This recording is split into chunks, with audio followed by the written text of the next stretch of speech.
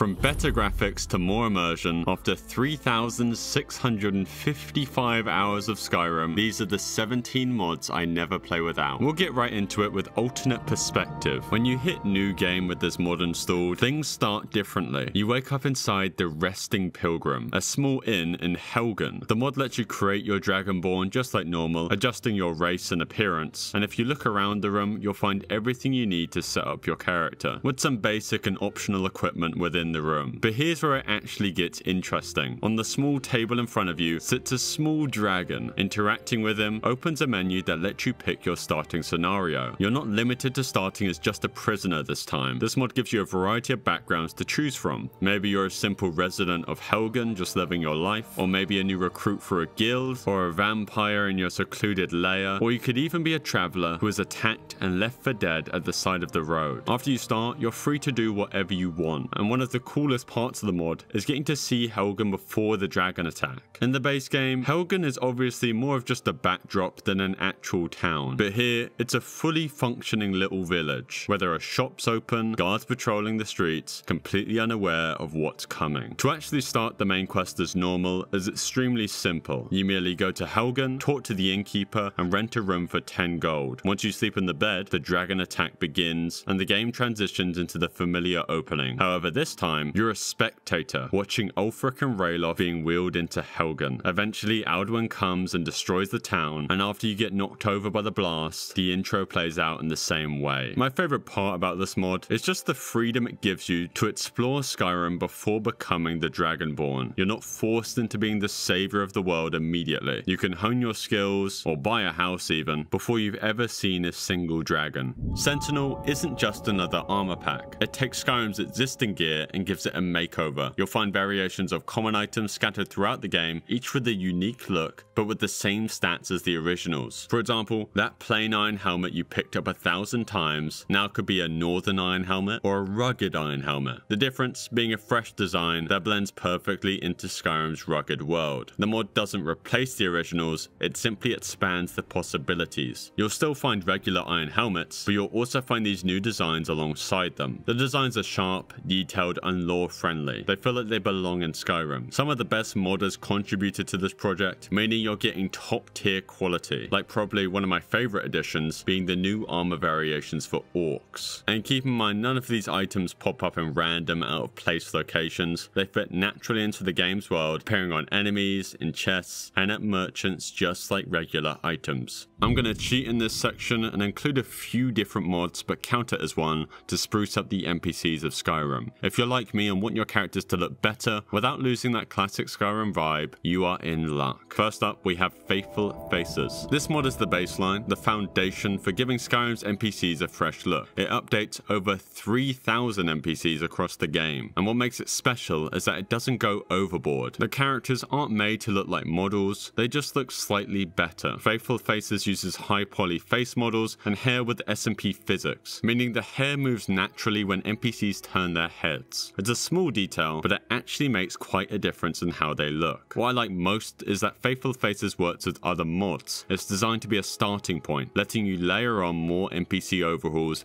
without worrying too much about compatibility. Next, let's talk about Fabulous Followers. This mod focuses on your followers, characters like Lydia, Ayla, and even lesser used ones like Aranda. The mod gives each follower a unique, custom appearance, though they still look like they belong in Skyrim, as their faces are just more distinct, with their armor and hair getting a touch up too. What's cool about this is it isn't just a visual mod. Followers also get gameplay tweaks, better AI, improved combat skills, and new abilities that make them more useful in battle. Though if you don't care for the gameplay changes, they are all completely optional. You can download the mod to change the aesthetics only if that's what you want. Though finally, we have a slightly newer mod, being Beef Unending, a Civil War replacer. This one's slightly different. It focuses on the major characters involved in Skyrim's Civil War, people like General Tullius and Ulfric Stormcloak. Beef Unending gives these leaders the rugged, battle-hardened touch-up they deserve. Now compared to the other two, this one is slightly more outside Skyrim's original style, but to me it still fits very well. The characters don't suddenly look like they've stepped out of another game. They're still grounded and look like the original character. Skyrim's third-person mode is terrible. You try to pick up a tiny item like a gold coin, and you have to line up your head exactly and try and guess approximately where it is. It's clunky clunky, it's awkward, and it breaks immersion. Better third-person selection is designed to fix Skyrim's clunky third-person item interactions and give you a smoother, more intuitive experience. The mod completely overhauls the system. Instead of having to line up exactly with what item you want to pick up, your crosshair will now just lock on to whatever's nearby, giving you precise and easy control of whatever you're selecting. Whether you're looting a chest or picking flowers or stealing sweet rolls, this mod ensures you grab what you mean to grab.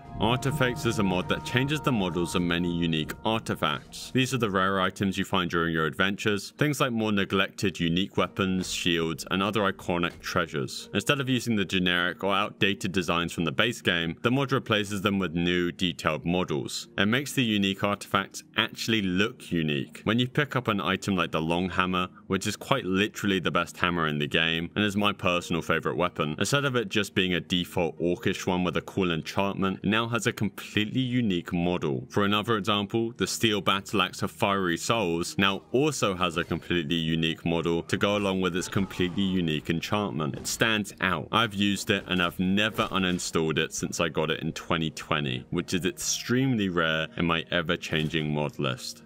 Now normally, your followers can't die in Skyrim unless you accidentally strike the final blow. With follower death chance, things get a lot more intense. Every time they take damage, there's a chance they'll get injured or even die, depending on how the battle is played out. Injuries come with debuffs that affect how well they fight or carry items. Debuffs don't last forever, followers can heal over time or with help from healing items. If they take enough damage though and get knocked down, they can actually die permanently. Obviously, this just makes Skyrim feel more real. Every battle feels slightly more intense when you know there's a chance your companion won't walk away unscathed. You'll start thinking more about when to engage in combat and how to protect your team, as followers aren't just meat shields anymore, they're valuable allies. You can tweak the settings to match your playstyle, as if you don't want them to die and only get injured, you can enable that, or if you want maximum realism, you can crank up the death chance. Obviously this mod isn't for everyone. If you're used to charging into fights without any sort of plan, you might need to rethink your approach, as you'll now need to keep an eye on your followers' health and maybe focus more on healing spells. Though for me, these points are actually part of the fun. Freak's Flora Fields is a mod that completely changes how Skyrim's landscapes look. While Skyrim is known for its cold and harsh environments, this mod introduces new grass that totally transforms how Skyrim looks. Also, if you've been playing Skyrim for years and feel like you've seen it all, this mod can refresh the experience. Sometimes all it takes is a small change to make the game feel brand new again. If your system struggles with too many mods or high graphic settings, the extra foliage could lead to big frame drops. And also, while it looks nice, you personally might think it doesn't fit Skyrim's cold, rugged aesthetic. And obviously, it's more personal preference than anything else. No saving in combat completely removes the ability to save your progress during combat, forcing you to approach every encounter with caution,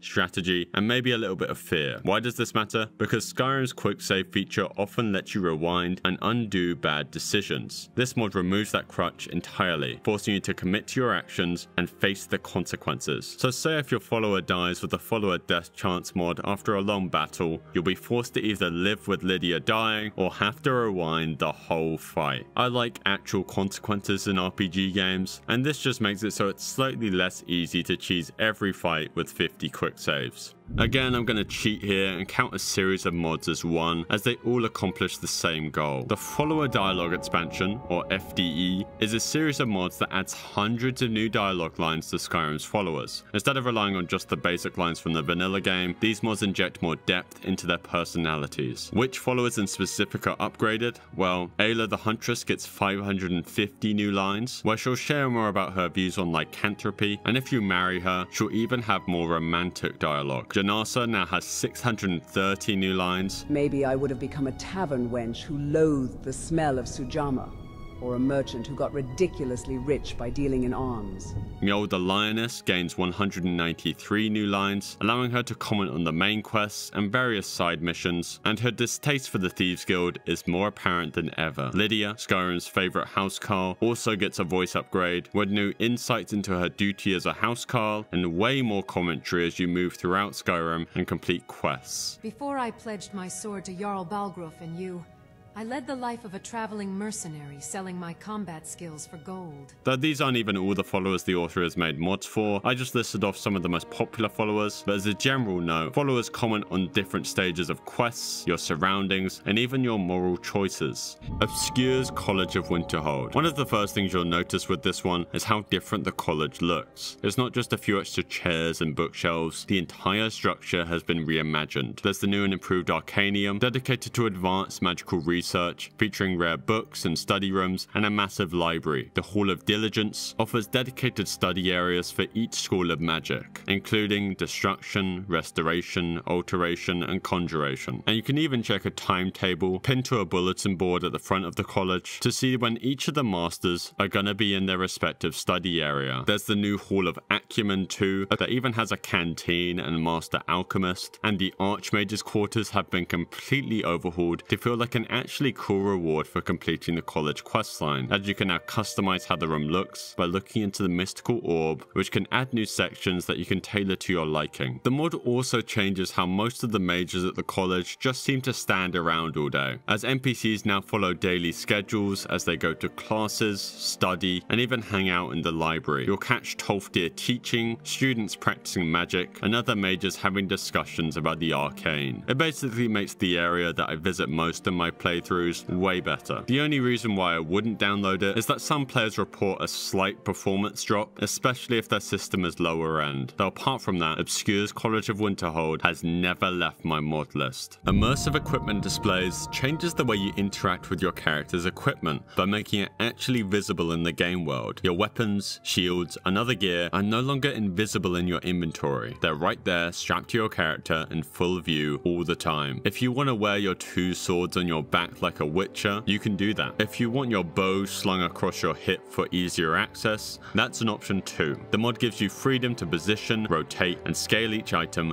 exactly how you want it. And IED doesn't stop there. It's also designed to be highly compatible, meaning it works with almost any type of weapon, shield, or gear you've added to the game through other mods. The best part about this mod is when you're in the late game. When your character is a master of the bow, the shield, and the sword, you can wear them all on your back, all at the same time. You're a mage in Skyrim, and instead of simply clicking on a book and instantly downloading a spell, you actually need to study, just like a real student of magic. That's exactly what immersive spell learning brings to the table. It transforms spell tomes from instant power-ups into a journey of learning. Let's start with the basics. When you open a spell tome, a new prompt appears, asking how much time you want to spend studying it. The mod also estimates how long it will take to fully learn the spell, but there's a catch. You can only study one spell at a time. If you decide to start studying a new spell, all the progress you've made on your current one is erased. The mod even warns you before you switch, so there's no accidental frustration. Now, how long does it actually take to learn a spell is a question with an answer that depends on a few factors. The harder the spell, the longer it takes to learn. If you're studying a master spell with a low skill in that school of magic, you need to prepare to put in the hours. For instance, it will take a very long time for a novice conjurer to learn how to summon a Dremora, but a master of the skill will be able to learn it in merely a few hours. For another example, if you're a master in, say, Destruction, learning the novice spell Frostbite will be almost instant. The mod also takes your max magicka into account. The higher your magicka,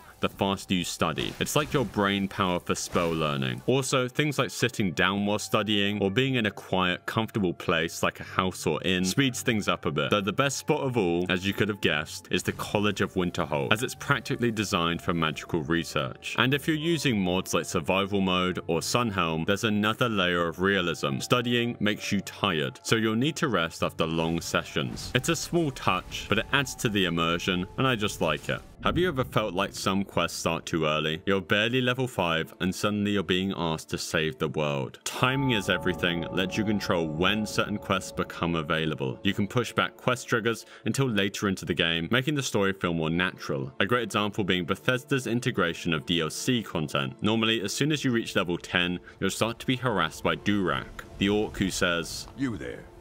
The Dawn Guard is looking. Now you can push back the level to way later in your character's journey by setting him to come at, say, level 30. Though if you want the total opposite, you can push it right up to level 1 if you want the Dawn Guard to be the first thing you do. The mod is also great if you're eager to dive into specific content. You can have certain quests start earlier, with my favorite example being the Ebony Warrior. Probably for my first 1,000 hours of Skyrim, I had only got one character above level 80, so before this mod, I had only fought the Ebony Warrior once. But after I could set it to a more reasonable level 50, I could actually have the chance to fight him. It's extremely easy to customize, and you can change things from when Boethiah's quest starts to when Mirex fanboys start to randomly attack you. At Your Own Pace is a complete overhaul of Skyrim's quests. It doesn't change the quests themselves, but instead changes how they're given to you. In the vanilla game, quest lines often force you to move forward as soon as you complete a step. This mod slows things down, so you decide when to move forward. For example, after you inform Jarl Balgruuf of the dragon attack in Helgen, the game typically pushes you straight into helping Farengar with the Bleakfall's Barrow mission. With this mod, that no longer happens. You can report to the Jarl, collect your reward, and then simply walk away, so you can explore without the looming pressure to continue the questline. You can then ask Farengar at any time if he needs any help researching, and at that point, he'll mention he needs someone to look into Bleakfall's Barrow for him. Another example is the College of Winterhold. You don't even need to be a mage to start this quest. Instead, you can be hired on as an assistant for the Sarthal excavation, making this a fantastic choice for non-magic builds. And then there's the Thieves Guild. In the vanilla game, Brynjolf tracks you down no matter what kind of character you're playing. With this mod, he only approaches you after you've stolen at least 10 items, making the experience feel more natural and actually earned. Obviously, this mod is perfect for role playing. It lets you develop your character naturally instead of being yanked into quests that might not fit into your story. Another pro is flexibility. You can take on quests when you're ready, whether it's days or weeks later. Plus, the mod comes with an MCM menu, so you can customize how it works to suit your playstyle. But if you really don't care about immersiveness and roleplay, you can skip this mod entirely. SkyrimSouls is a mod to make the game world feel more alive by removing the pause function from most of Skyrim's menus. When you're sorting your inventory, leveling up, or browsing spells, the world no longer waits for you. You're still vulnerable to attacks, and the time keeps moving forward. What's great about this mod is that it isn't a one-size-fits-all experience. You can customize which menus stay unpaused. The best thing about this mod is that it introduces new challenges into Skyrim, especially in combat. You'll find yourself thinking twice about where and when to open your menu, which can make previously mundane actions, like finding which health potion to drink, into an actual strategic decision in combat. Though of course, this mod obviously isn't for everyone. As for starters, it makes the game way harder, as you won't be able to loot a bandit's chest in the middle of a fight, and the guards can now actually catch you lockpicking, so you'll have to check first if the coast is clear, though that's also exactly why I've had it installed for over 5 years. Now, have you ever wished the blacksmiths and mages in Skyrim could do more than just stand around selling you things? Well, with honed metal, they can. The mod lets NPCs craft, temper,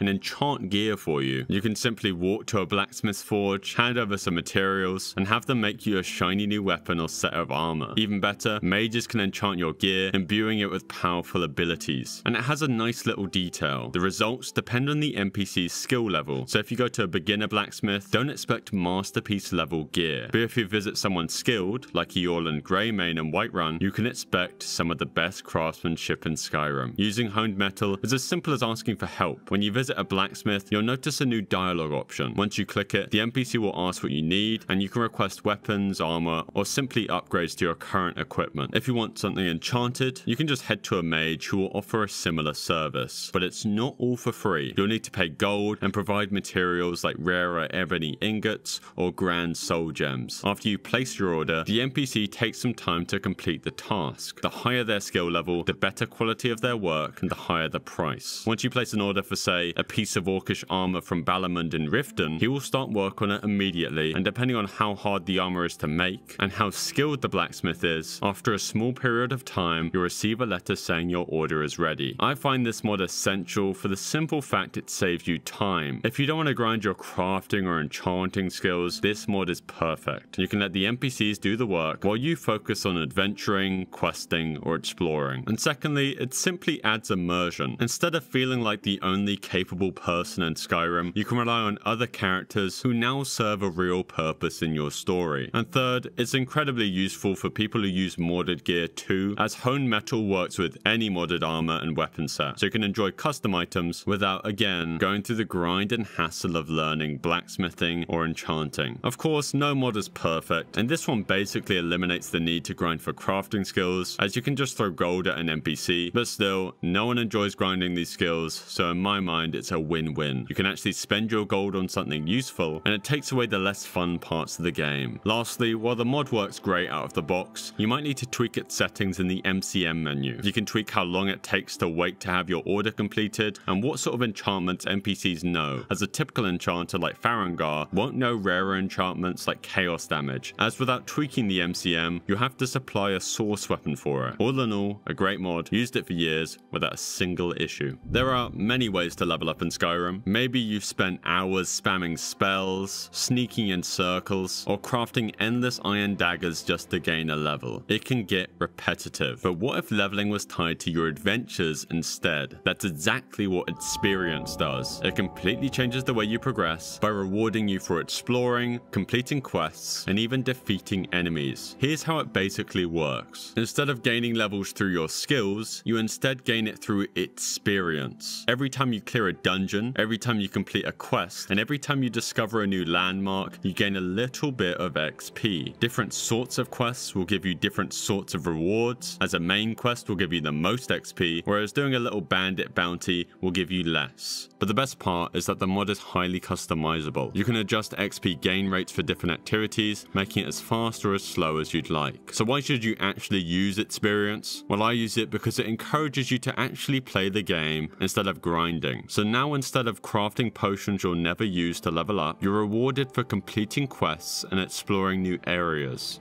That about concludes today's video. I've left a pinned comment to explain why I've been gone so long, though either way, thank you for watching, and if you want more mods, you can watch one of my other videos.